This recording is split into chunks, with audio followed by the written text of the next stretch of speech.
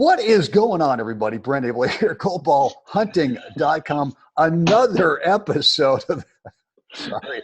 I've had two of these this morning. Oh boy. Little Lovey and I walked over to the tennis office to get a cup of coffee this morning. And so anyway, I'm feeling it, man. I'm ready to roll. Another episode of the Gold Ball Hunting podcast, you guys. Thanks for hanging out with us. Today is the 23rd of December, a couple of days before the big fella is supposed to fly around and dive down in the chimneys and deliver. And word on the street, he has a wicked slice backhand. Oh, well, I mean, who else would want one of those for Christmas? I'm sure that there are a few folks that. Well, that's kind of ironic because that's what we are going to talk about today, guys. We are going to talk about the opposite, which is a realistic topspin backhand. So the big question is this: how are tennis players like us who never played in the tour, weren't incredible juniors, or maybe got a late start to the game, how do we consistently compete at our highest skill level without having to grind through endless hours of on-court practice time and still be in the hunt for victory match after match? That is the question, and Gold Ball Hunting gives you the answers by helping you eliminate your skill level range so that you build a strong foundation of confidence. My name is Brent Abel, and along with my biz partner, Jeff Jacklich, welcome to Gold Ball Hunting. And before we get into this, Jeff, what's going on up there today in Moraga? You drove up there from somewhere yesterday. You're in Moraga, California today? Little rain yesterday in the middle to late afternoon when I pulled in. And then, so today, though, it looks like we're going to have some sunshine, little mix, but no rain. So I got a couple gold ballers lined up today around 10:30. Start at 10:30. Get out on the court, get some work done. Absolutely. You know? Good. Well, I'll be driving up tomorrow morning with this little puppy tomorrow. That should be interesting, just to see how many stops it takes. Right. Yeah. Leave at 5 in the morning and get up there around 10 tomorrow night. Right. Anyway, 5 to 5. 12 hours doesn't sound good. So look, guys, we want to talk about a topspin backhand, and specifically a realistic topspin backhand. And this is kind of in response to, and not only do we want to talk about it, we're to chat a little bit about it here, Jeff, and then I want to tee up Mark Vines's topspin backhand, which if you want someone to copy, if you want someone to model, get off the men's and women's pro tour, because there aren't that many one-handers anyway out there. But if you want a realistic one that looks like, well, I could do that. Okay, you probably could if you knew what were the things that you should be kind of focused on. Yeah, you probably could. So at the end of this little chat, Jeff, what I want to do is tee up a video that we actually showed yesterday. A little bit of him hitting, but I want to cherry pick one of those shots and kind of dive into it. This is in response to one of our gold ballers over at the Gold Ball Hunting YouTube channel, and she was asking, the whole thing. Well, why do I? And she's new to the game. She's only been playing for, I don't know, a year, a couple of years at the most. And she's sort of got these pros that are shoving the topspin thing down her throat, saying, "Wait a minute, the only way you can play." She's 58, and how do you take a 58-year-old gal or guy or human and just go, man, we are going to rafa the buggy whip thing off the forehand side. And we're going stand the Manuel rink on the backhand. Yeah, that's right. Well, here's what Rafa does. Well, here's what Stan does. So if you're not doing it, something's wrong with you. Well, she kept going, God, I sort of came to the game and the slice felt natural. And the gals I play with who were better, they're just making life miserable for all their opponents with very little top now and then. And I'm going, and her thing was, I don't get it. I don't get why I need to, every time the ball's on my right, top it. Every time the ball's on my left, top it. And so my response to her, and she left some great comments today in the YouTube channel. Maybe it was yesterday. I just said, look, I love what you're saying. You're my hero. I mean, I love the way that you're bucking the trend, and you're kind of going with your natural instincts, which are, wait a minute. I feel like I can put the ball where I want to with this, little slice. It's not like a heavy hack. It's not a chop.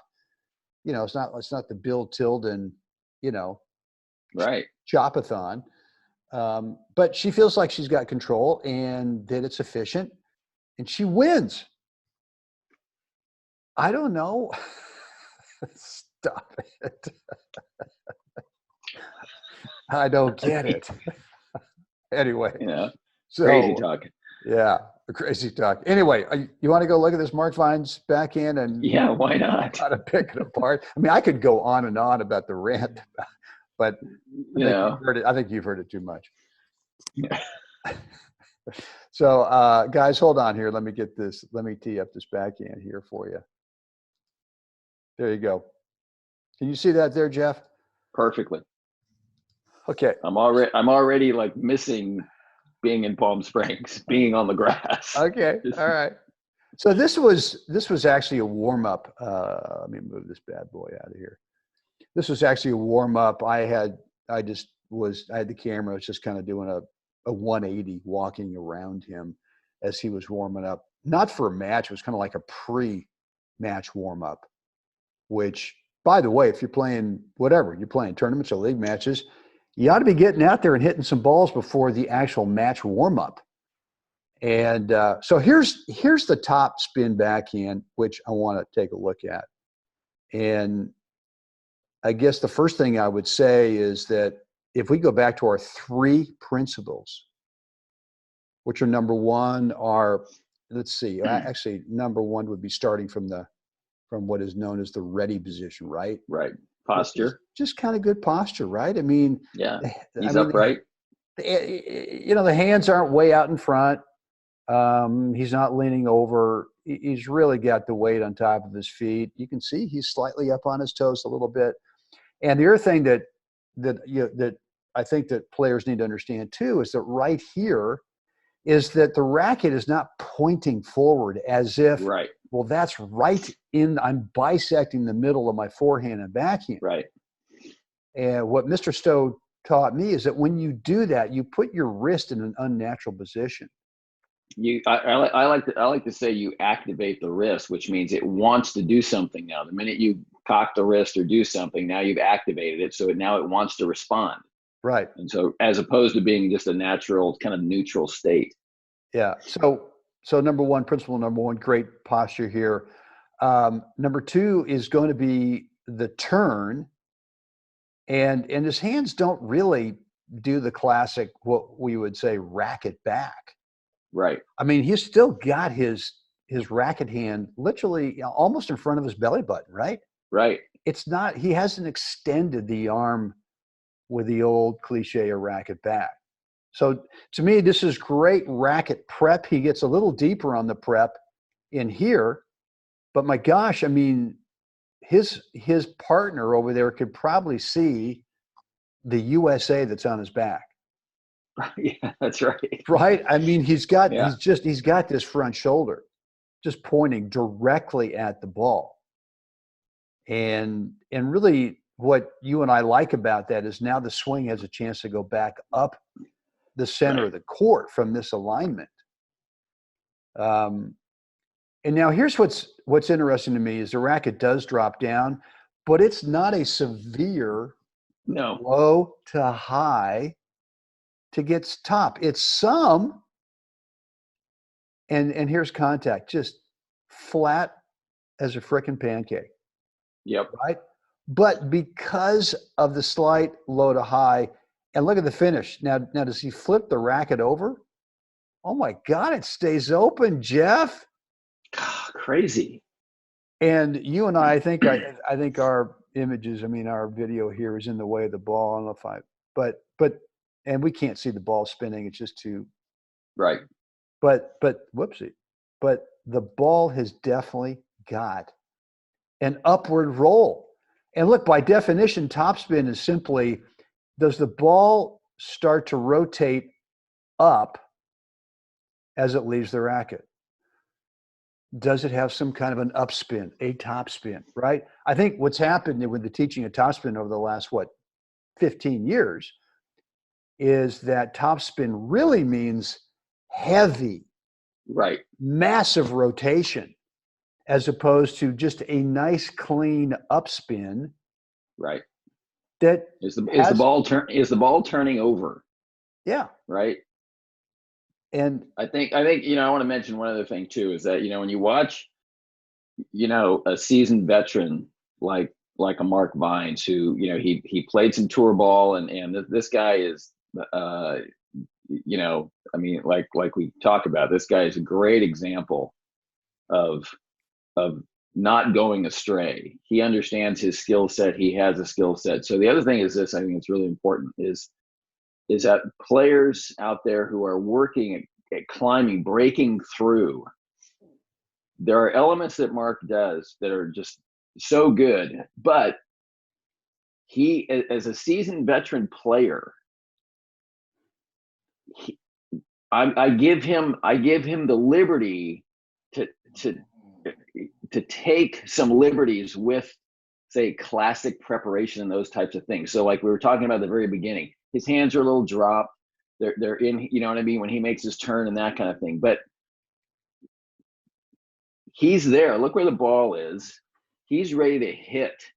And so the elements of being prepared in order to hit the ball, deliver the stroke, all those things, by the time it's time to do it, they're ready to go.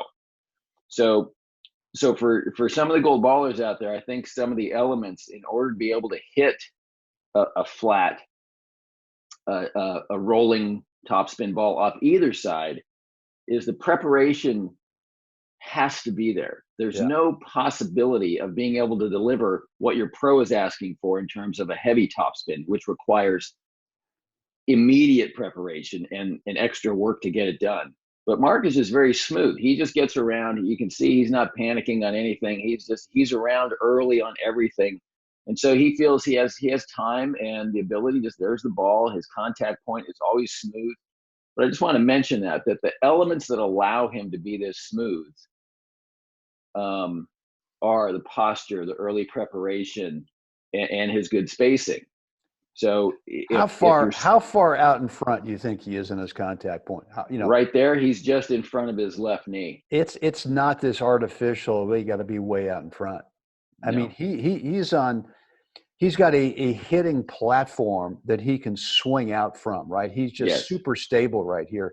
And if you get out, I mean, if he made contact like where the ball is out here, if he was making contact out there, he'd be falling over. He'd be reaching. And he'd be getting very little of the ball. So, and I want everyone to again look at the finish. As the ball leaves, is he flipping the racket head over? And he's not. He's just staying. It's opening up. Right. And yet there's a real freedom in the finish. Yeah. Can you go back on that one more time? Sure.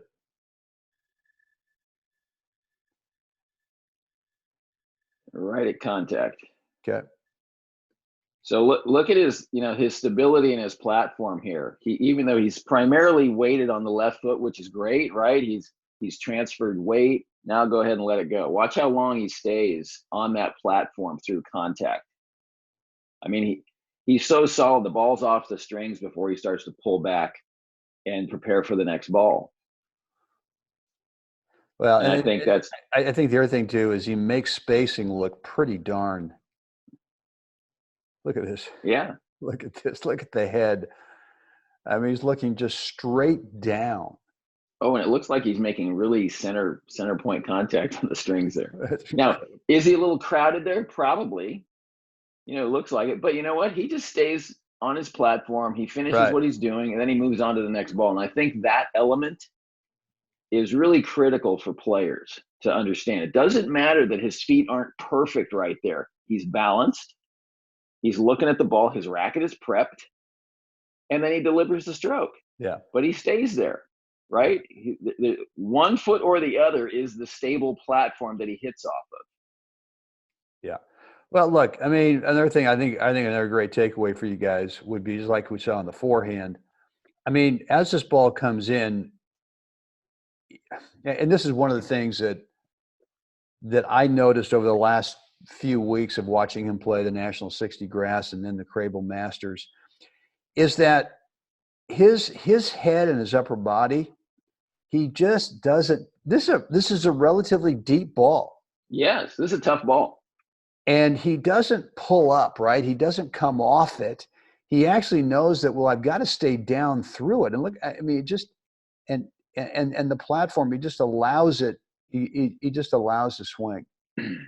Yeah. So he's quiet. Right. He's quiet when he hits the ball. Yeah. You know, his body language and everything. When it's time to hit, he's quiet. And that only happens when your posture's there, your spacing happens, you know, your platform that you're hitting off of is there. All those things happen and allows you just to deliver the stroke. That's just beautiful right there. Man, this thing is the way he stays sideways. Like, he just, everyone thinks, well, you know, the topper, I gotta rotate the shoulders open. No, you don't. No, you don't. And you know, again, and everyone's going to be going, well, how do I get top and open the racket face and finish? Good luck. It's what he does. Now look, there's actually one more backhand hit that he hits here, which is a slice that is pretty interesting.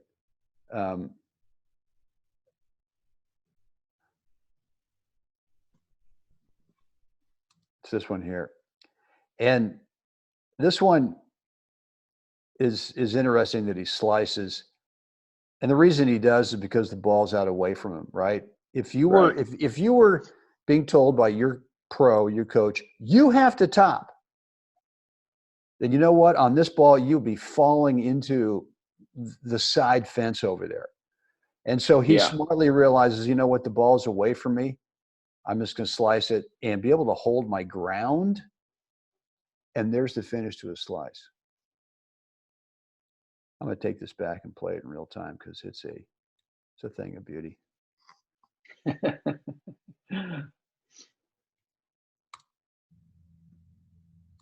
There you go. Boom. Look at that. Contact. He turns and he hasn't given up a step. He hasn't given up any ground. Right. Right. Good. All right, guys. There you have it. There's your topspin backhand. I'm gonna jump in here and say one more thing. Is that again, players get too caught up in the technical aspect of the stroke. Meaning, how extreme is his grip? Is he, like you said, is he allowing the hand to release and opening up and turning the racket over at the end and all? They get so focused on those things that they miss the basic elements that actually allow you to perform whatever stroke you want to deliver. And that is posture, framework, spacing.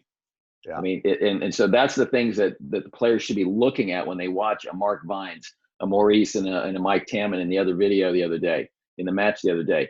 Those are the things you should really be looking at, not whether, he hits a two-handed backhand and he hits topspin, or not those elements. What are the elements that are happening that allow them to consistently deliver the ball? Yeah, and really, what's a little shameless plug here. What is the right shot? Meaning, is the right shot really topspin, or are you better off hitting maybe a heavy slice, or maybe hitting a slow slice, or maybe hitting kind of a looper that's got a little bit of, it's all based on where do you want the ball to land so that you can move to the next best court position. And the goal ballers, crazy idea. Maybe you shouldn't hit the ball hard on this one. Maybe we should take some pace off the ball. That's right. Yeah. And anyway, I think, sorry, I interrupted. No, that's good. But I just think that's one of the things that the goal ballers know just so well is that really it's where do I want to move to next on the court? And it could be, look, all I want to do right now is just maintain this court position. This guy, my opponent's just hit a great shot. And look, I need to play a shot that doesn't give him any more advantage, keeps it neutral, Right. and keeps me in a part of the court where I'm not giving up court position. And so there you have it, guys. I can't wait to read your responses, whether they're comments, whether they're questions. Would love to read more. And look, one of the things, Jeff, that you and I did with the match that we published, was it yesterday or 2 days ago, with the Maurice Hunter, 2 days. Mike, Yeah, 2 days Mike ago. Tammon singles match. Got a lot of positive results. Look, we're also going to do some doubles matches too as well. We're just not doing singles. But I guess what I'd like to hear is, in your comments, is in these edited matches, edited meaning the between points time is taken out and the side change time is taken out, and along with the prolific stats, which are incredible. And for you guys who are digging into those stats, hey, I applaud you, because, like I said, they are prolific. But I want to know, is this, kind of what's your primary takeaway? Is it instructional? Is it entertaining, or is it motivational? And maybe it's a combination of all three. But I want to hear, what's the number one thing? What's your number one takeaway? It's either entertaining, instructional, or motivational for you. Because that's our whole deal here, Jeff, is we want to help you guys who have not won, not a gold ball, but even a bronze ball. Yeah. We want to help you get there. And so we're hoping that these senior matches for you guys are somewhat instructional and maybe motivational. I think it's all of it, is that to see these guys, doing themselves. Mark does Mark. Mike Tammon does Mike Tammon. Maurice Hunter does Maurice. I mean, everybody has their own unique athletic style. I think that's another takeaway here. I know we're going to wrap up here, but it doesn't matter. They're all using the exact same three principles, but athletically expressing them slightly different, which is why it makes my head spin off my shoulders. It makes yours head spin off your shoulders too. When the argument is like, no, you got to have the extreme grip. You got to set up like this. You got to have the power L when you cock the racket back. It's like, literally, I need medication after listening to all that stuff. Did you say meditation or medication? Yes, probably both. And that is the beauty of what I really want everybody to really get that athletically, every athlete moves, delivers, and embraces these elements and delivers them slightly differently based on body type as well. The arc of my swing is going to be a little bit longer than Mark's. I'm 6 feet. He's not. He's got a tighter body frame than I do. Yeah. So all these things put together create a different looking swing, but the elements are all there. So anyway, I just want everybody to really embrace that idea that Djokovic, Rafa, and Fed all do the exact same thing. The elements are all there. Athletically, they express it differently. There's my little morning rant. Well done. Well done. Good. All right, guys. That's it for us today. Jeff, what do we want fine folks to do right now? Like us, share us, please subscribe. Let us know what you think down below. iTunes and Stitcher, rate and review. Goldballhunting.com. This is where you get this kind of stuff. Right on. Guys, a couple things. We've got 2 workshops for you. 1-day workshops in the desert coming up next month in January 16th and 17th, the Thursday and Friday. It's the end of the Palm Springs Senior Tournament, and it's just right before the start of the Wilson World Classic over at Shadow Mountain this year. Yep. Used to be at Mission Hills, over at Shadow Mountain. Anyway, so we've got 2 links down below. Number 1 is going to be the information video that we've got if you're interested in joining us. I'll tell you everything that you're going to get in these 1-day workshops with us, from me and Jeff. And then right below that, if you know that you want to apply, there's a link for the application so that we can make sure that this is just the right perfect fit for you. With that said, guys, get out there today. Help someone else have a spectacular day. Jeff, we're doing this again tomorrow. Wait.